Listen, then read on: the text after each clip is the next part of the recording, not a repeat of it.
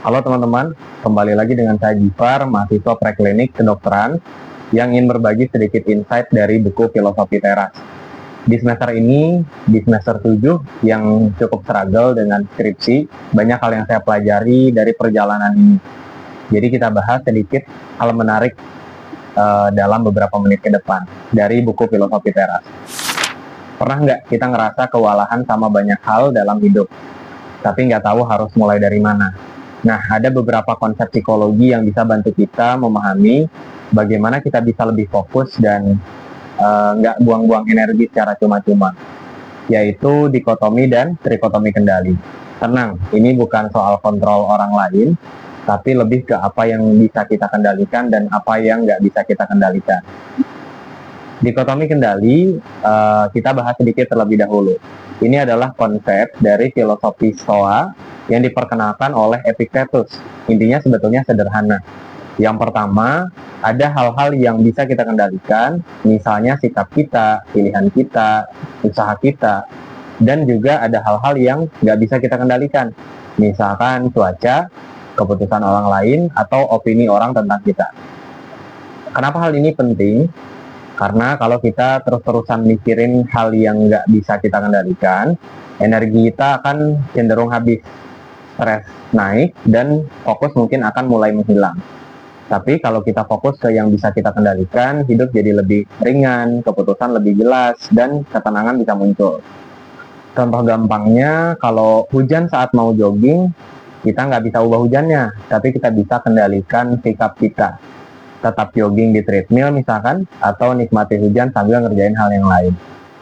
Tapi penting juga kita tahu kalau kebiasaan terlalu mikir hal yang nggak bisa kita kendalikan bisa bikin tubuh kita bereaksi loh.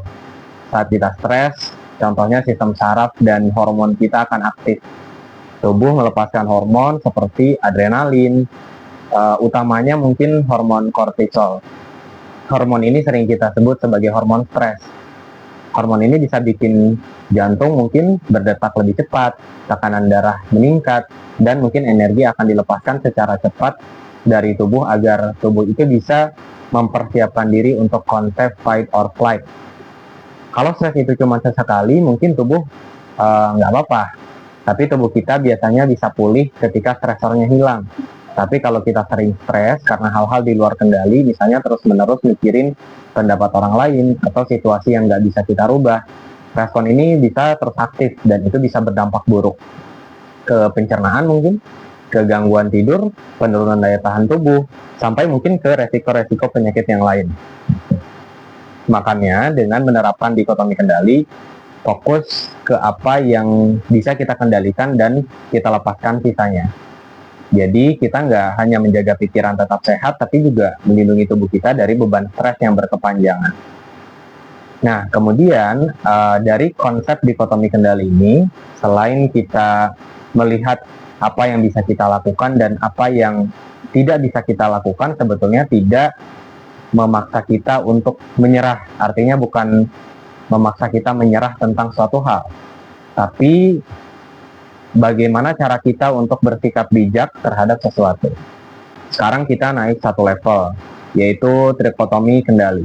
Perbedaannya dari sebelumnya ada satu poin yang ditambahkan pada trikotomi kendali ini. Yang pertama adalah segala sesuatu yang bisa kita kendalikan sepenuhnya. Misalnya pikiran, usaha, atau kebiasaan kita sehari-hari yang bisa kita kontrol dalam kehidupan kita. Yang kedua, itu adalah segala sesuatu yang tidak bisa dikendalikan. Misalnya opini publik, cuaca ekstrim, pandangan orang tentang kita. Dan yang terakhir adalah bisa kita pengaruhi tapi sebagian. Misalnya adalah hasil kerjasama tim atau opini teman dekat. Kita nggak bisa paksa orang lain, tapi kita bisa memberikan pengaruh. Artinya, yang poin pada trikotomi kendali adalah segala sesuatu yang masih ada setengahnya bisa kita atur dan setengahnya tidak. Dengan trikotomi kendali, kita bisa lebih fleksibel sebetulnya. Kalau dikotomi itu hitam putih, bisa atau enggak, pada trikotomi kendali, nuansanya mungkin berubah jadi abu-abu, hitam, putih, dan abu-abu. Jadi ada yang bisa kita pengaruhi walaupun sedikit, jadi kita nggak frustasi kalau sesuatu nggak sepenuhnya sesuai dengan harapan. Contohnya, lagi presentasi di kantor, kita bisa kendalikan, yaitu contohnya persiapan, cara kita bicara, dan sikap kita. Kita bisa pengaruhi sebagian, contohnya reaksi rekan kerja atau feedback mereka.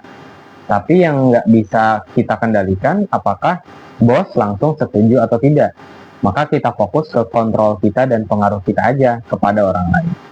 Jadi dari dikotomi dan trikotomi kendali ini kita belajar bahwa sebetulnya kita bisa memanfaatkan apa aja yang bisa kita atur, bisa kita kendalikan, karena yang di luar itu kalau kita terlalu fokus terhadap sesuatu yang tidak bisa kita kendalikan, contohnya adalah pandangan orang lain, kemudian sentimen atau komentar dari orang lain, tentu itu akan draining our energy kita bisa habis.